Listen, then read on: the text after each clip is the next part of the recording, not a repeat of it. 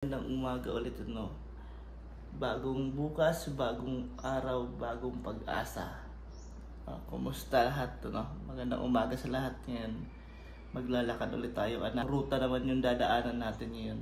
Paglalakad, tara. Kaya guys, samahan nyo na ako. Ako lang mag-isa ngayon pala kasi pagod yung kasama ko. Tara. Yun nga, ako lang ngayon muna yung maglalakad kasi yung kasama ko napagod yata kagabi. Nag-site yung kasama ko kagabi. Kaya napagod. Kaya ngayon ako na lang muna yung maglalakad. Wala ang kasama. And then, yung parang yung dalawang babae doon na kasamahan ko. Hindi nagising, ginising ko. Ayaw nagising. Kaya ngayon ako lang muna. Tapos iba yung ruta dadaanan natin ngayon.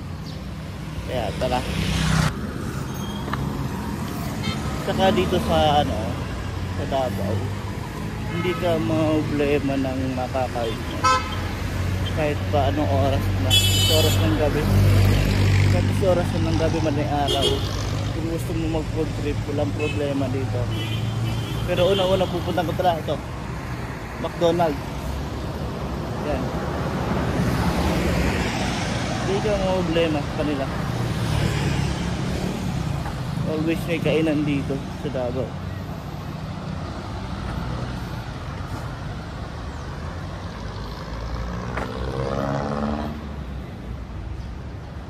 Saka dito sa Davao, saka dito sa Davao naman, kahit pa na anong oras ng gabi, kahit pa na madaling araw na, okay lang. Kahit madaling araw na, wala kang problema na. Hindi namang masamang tao dito. Saka wala kang matatagpo ang lasing madaling araw. Marami. Kasi last order talaga dito alas 12 ng 12 midnight last order na dito sa mga bar. Kaya wala masyadong kikitang lasing na lasing. Tumaga nagiinom ng wala yan dito sa Davao.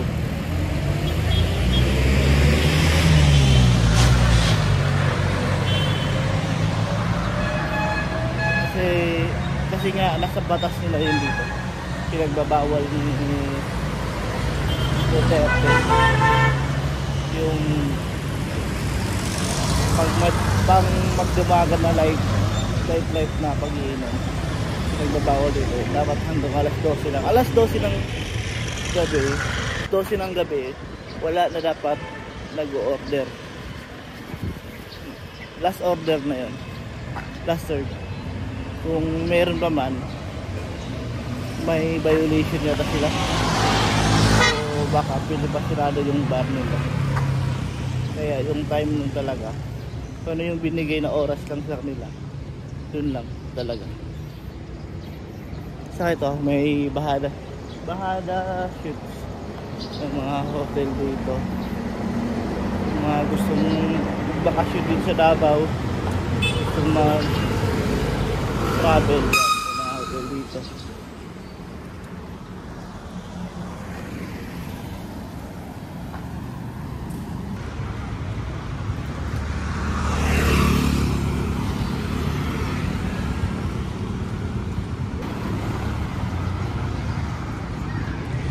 ₱70 on the rice.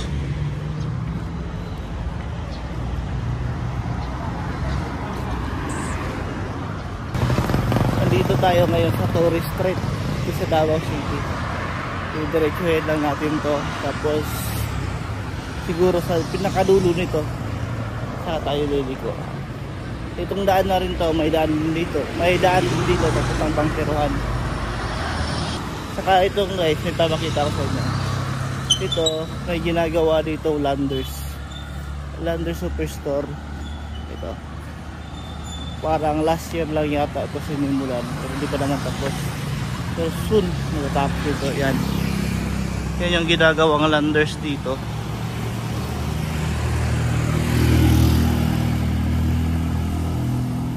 Parang dati nakita ko may Landers sa may Arcobia sa Pasig. Doon may nakita ko Landers doon sa Superstore. Hindi ko lang alam sa ibang lugar. Ito yung pangalawa. Nalaman kung may magkakaroon ng Landers dito.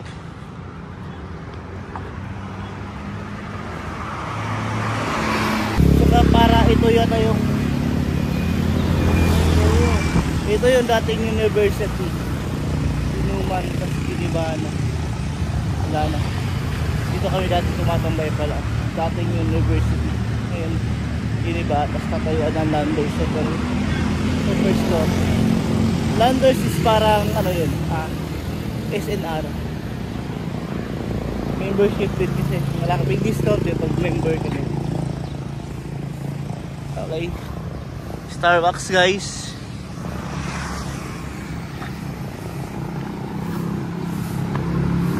Sarado pa.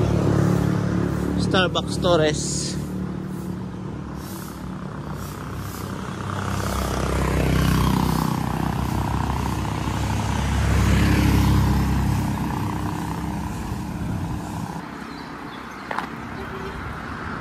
Ito dyan na part, mga kainan din dito yan.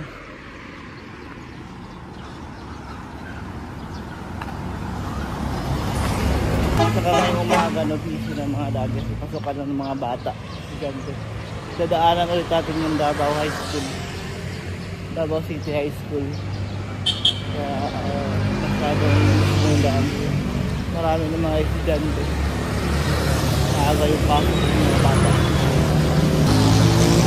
Kaya dun sa mga bata dyan, hanggat kaya kayo pag-aralin ng magulang, mag-aral kayo.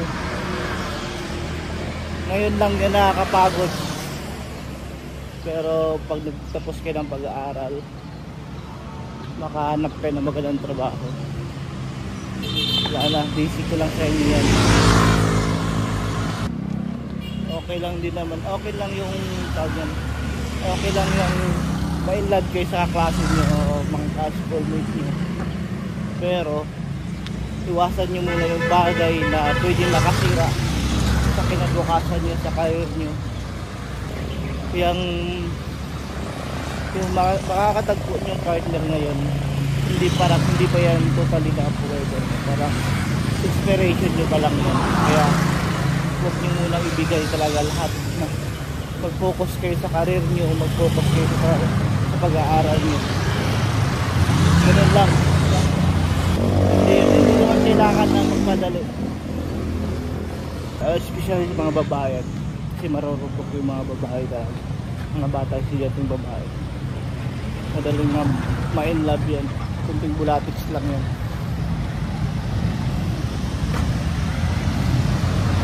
Kaya ganun. Advice ko lang po sa inyo, mga bata.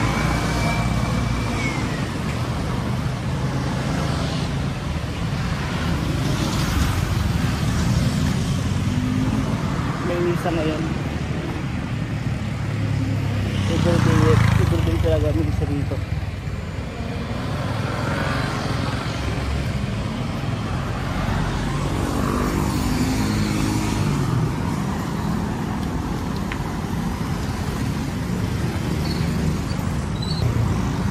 Yung daan naman na yan papunta ng Central Bank. Itong daan naman ito papunta sa bahay. Ito papuntang Bangkerohan.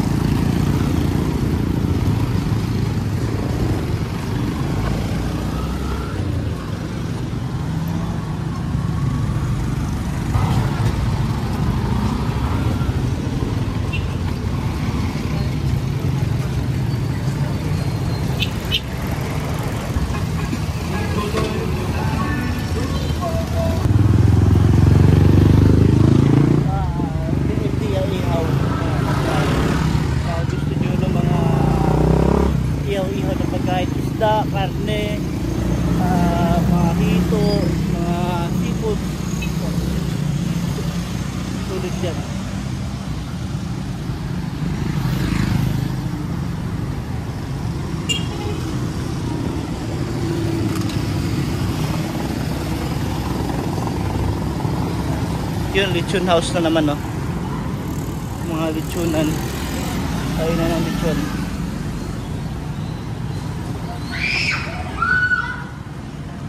Yan. IG Baguio, natin lechon. Lechon na naman.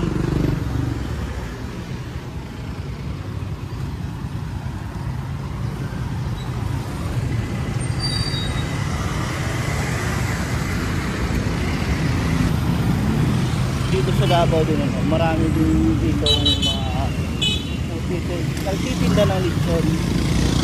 Pero hindi ko lang alam kung pareho lang ba sila ng lasa ng lechon ng Cebu sa lechon dito sa Davao.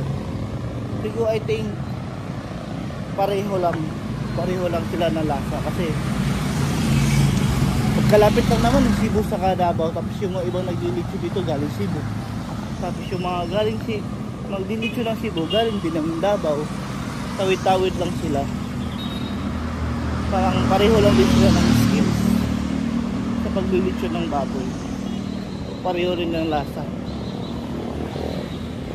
Doon din naman nila natutunan kahit naman sa Manila, kahit litsyon sa Manila. May ibang, hindi naman total lahat sa Manila, no? Meron namang naglilitsyon sa Manila, no? Natutunan din na sa taga Cebu, natutunan din sa taga Davao yung paglilitsyon ng baboy.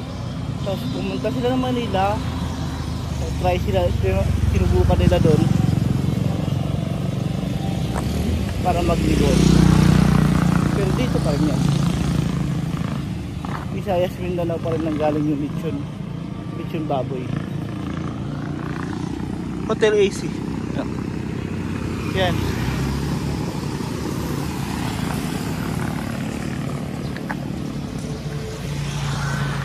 Kung wala kayong makikitang mga hotel o lodging house doon sa downtown mismo ng Davao. Dito downtown pa naman to, pero yung pinaka-sentro town, San Pedro, dun sa amin, pwede kayo pumasok sa mga eskinita. Hindi naman eskinita, mga street dito sa Davao. Kasi meron din naman mga hotel dyan. May makikita kayo mga hotel dyan. Maraming hotel dito sa mga loob-looban. Search nyo lang sa Google, may makikita kayo.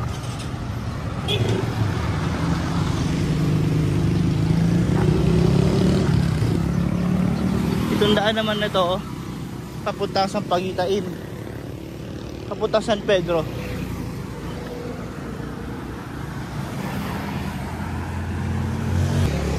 Milk-teahan, bubble black milk tea.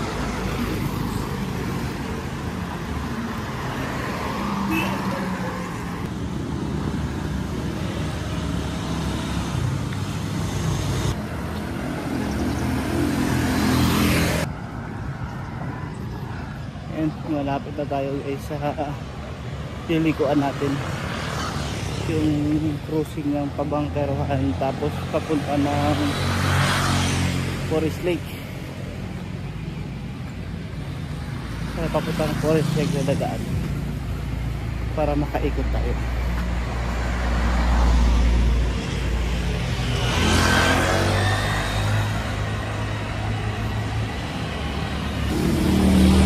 Ito pala yung DITC, no?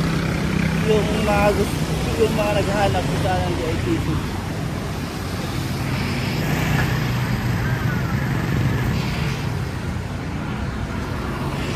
Lang yan ang matatagpuan. Mga naghahanap din ng Dormitel dito, Upper East Dormitel dito na sa dulo ng Torres, crossing Pabangkerohan saka Forest Silga Street, Corner Torres.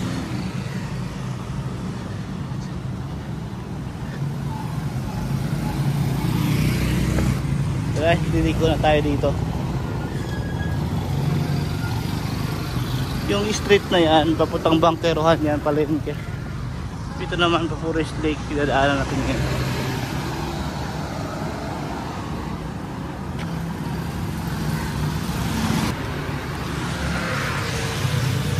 Diba? Kahit ganito lang, lakad-lakad lang tayo bawat umaga. Ang ganda sa katawan. Saka parang pakiramdam ko rin ano. Hindi ko lang alam sa iba. Sa akin, sa sarili ko lang. Pag naglalakad ako, parang pagbalik ko ng office, kakahinga sa trabaho ko, parang komportable ako sa trabaho. Parang sa kondisyon yung katawan ko. Bakit ako? Parang nasa kondisyon yung trabaho.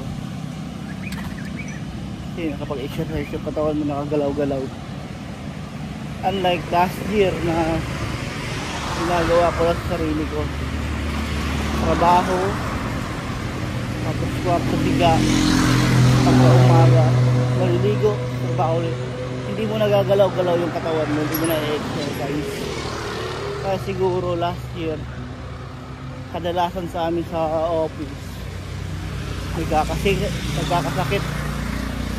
Kasi yun nga, hindi naiinat-inat yung katawan, hindi nagalaw-galaw. Kaya ganun. Kasi last year talaga sa office daming halos nagkakalagnat yung mga kasamahan sa office kasi walang exercise. Kahit ako naman, iba pa naman yung sakit na ano. Iba pa naman yung sakit ng trangkaso na sa loob lang ng katawan mo, wala sa labas. Halos di mo na magalaw yung katawan mo.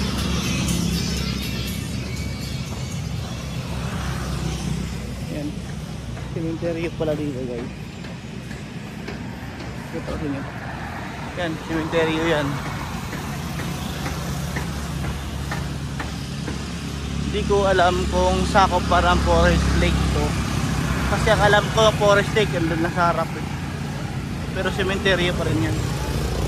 Yan guys, ang linis ng cemetery dito. Yan diba? Hindi katulad sa ibang cemetery yun, napakarumi. Ito malinis.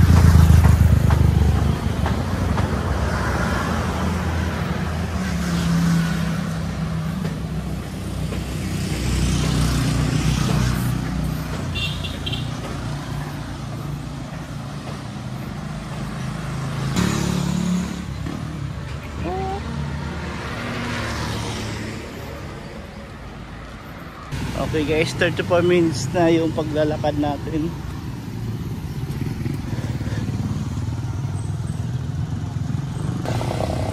Ito mga guys, nandito tayo sa Forest Lake. Ganda ng sunrise. Cementerio yan. Yun din, cementerio. Tawag dito Forest Lake. Tawag nila. Yan, cementerio din yan. May nag-jogging. Ganda ng umaga.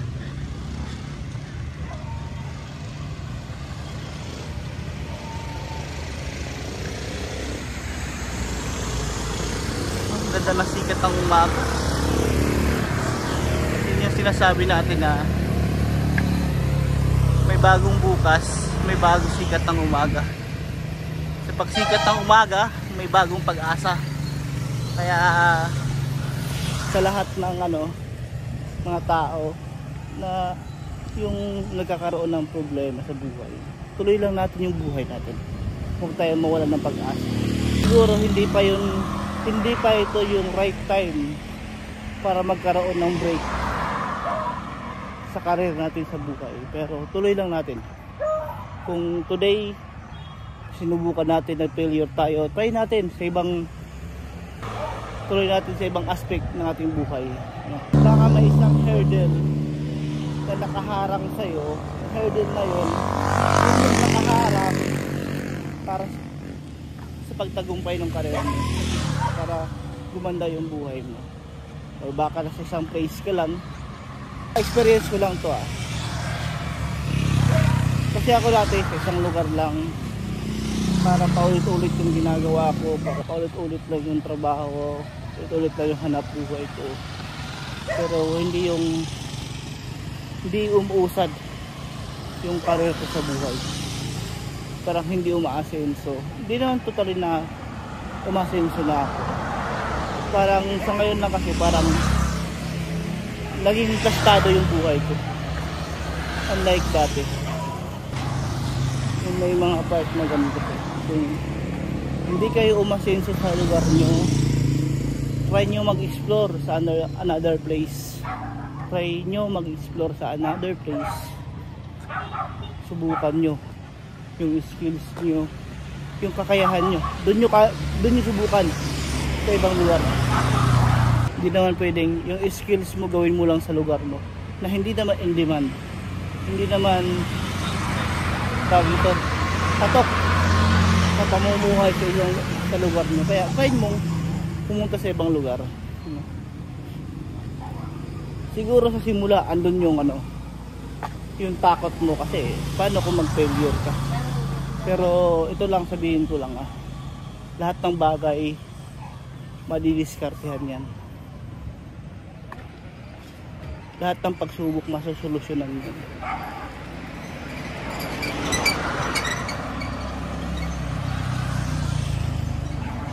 Hindi ito naman hindi ako pala sibang tao, pero salamat pa rin ako sa Panginoon na hindi niya ako pinabayaan. Alam yan kung sino man nakakilala sa akin, kung ano yung pagsubok na dinaanan ko sa buhay. Tuloy-tuloy lang yun, hindi ako pinabayaan ng Diyos. Yun lang naman yung pasalamat ko sa Panginoon. Hindi niya ako pinapahirapan pag naghahanap ako ng trabaho, pag pumupunta ako sa ibang lugar.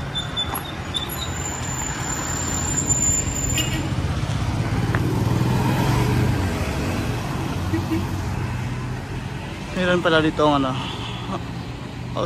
Auslan Coffee.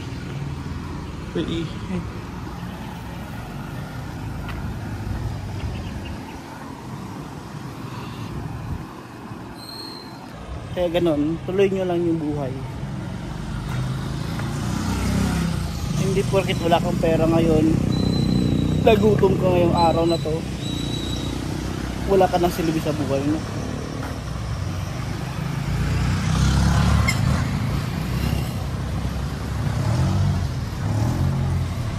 Hindi ganun yun.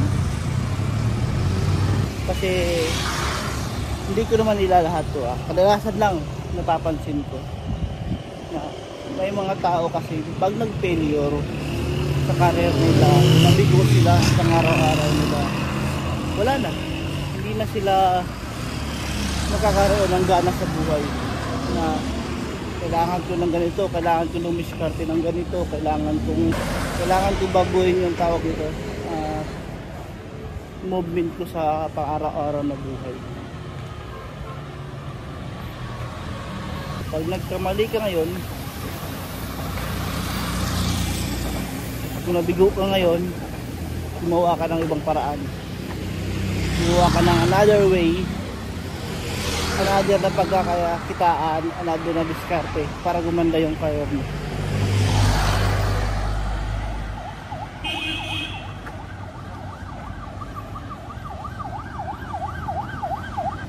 Saka isa pa ito, isa pang problema din na para gumanda yung career natin, yung hindi ko naman sinabi na bawal mag girlfriend ka, bawal ka mag boyfriend, takot ka palayo sa kanya, hindi ganun. Pero sa tingin ko, kung alam mo naman na magpapositive or magkiklik kung magtatrabaho ka sa ibang lugar, may iiwan yung partner mo, try mo. Kung try mo kahit subukan mo 3 buwan ka lang malalayo. Tapos kung hindi ka nagtagumpay naman doon, bumalik ka sa inyo. Tapos pag nakauwi ka, wala pa rin nangyari sa buhay mo, try ka na naman sa ibang lugar, explore mo na naman sarili mo. I think dito na tayo liliko para madaanan natin yung Doña Vicenta Park talaga yung area. Tara.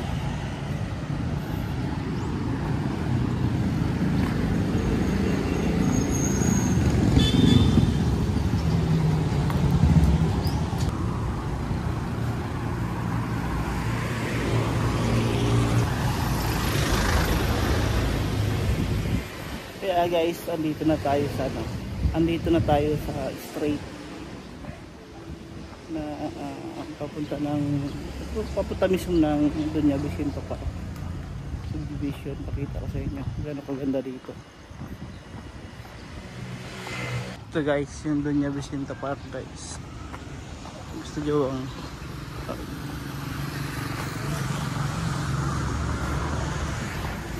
okay, good morning yan. Andito tayo sa Doña Vicenta Park. Igagala ko kayo dito guys. Tingnan nyo naman ang ganda ng place na yan.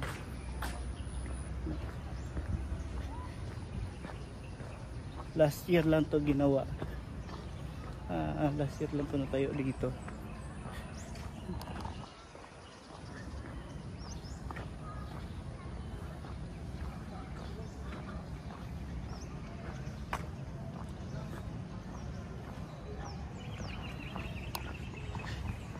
Saka dito maganda din pasyalan to dito. Kung gusto mo tambay-tambay dito. Lalo pag gabi, gusto mo mag-relax dito. Sulit din dito. Pero sinirado yata. Dito tayo dumaan. Sobrang guda.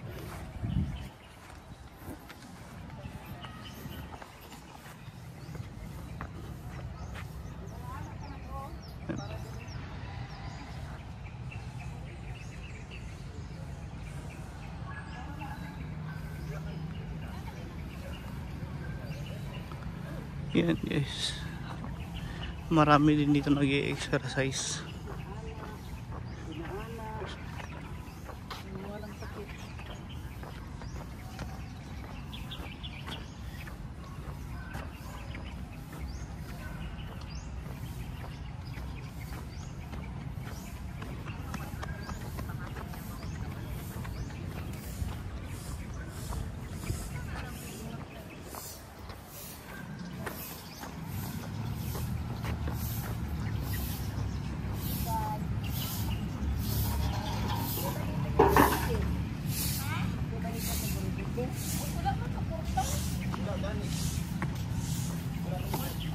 And guys, ito yung makikita mo dito sa Doña Vicenta Park dito sa Davao City.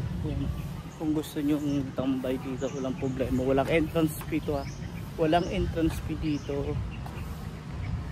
Gagawin mo lang, tatambay ka lang dito, magre-relax ka, mag-join ka lang sa ibang mga tao dito na tumatambay dito.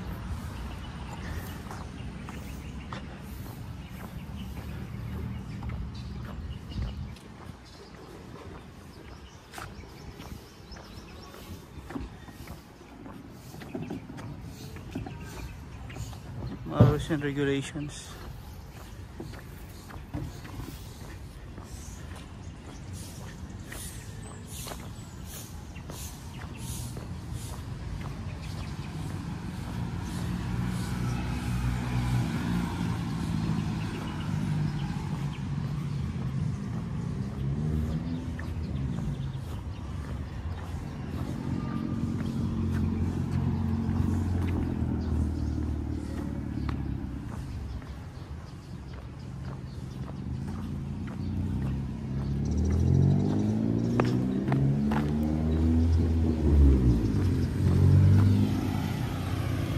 Yan yung pangalan ng Papa, Doña Vicenta Park.